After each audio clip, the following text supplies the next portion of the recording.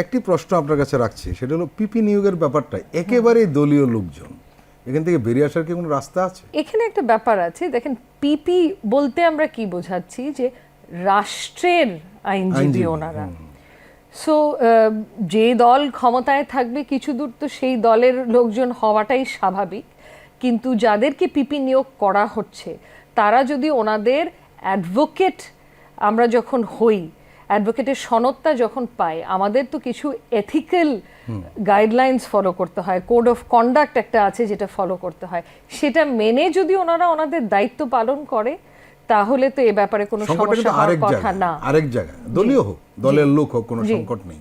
কিন্তু একেবারে অযোগ্য হয়ে গেলে কেমন হবে, সেখানেও একটা ব্যাপার আছে। সবসময় হয় দলীয়করণ, মানে দলীয় লোকজন এই ক্ষেত্রে হলো ঠিক আছে, এটা তো অ্যাজ ড্যামেজিং অ্যাজ জুডিশিয়ারি যদি দলীয়করণ হয়ে যায় তা না, কারণ জুডিশিয়ারি আপনার স্বাধীন দরকার, বাট পিপি যদি দলীয় লোকজনও হয়, অ্যাটলিস্ট যোগ্যতা সম্পন্ন দলীয় লোকজনটা হলে বিচার কার্যক্রমটা আর কোয়ালিটিটা আরও অনেক বেড়ে যাবে।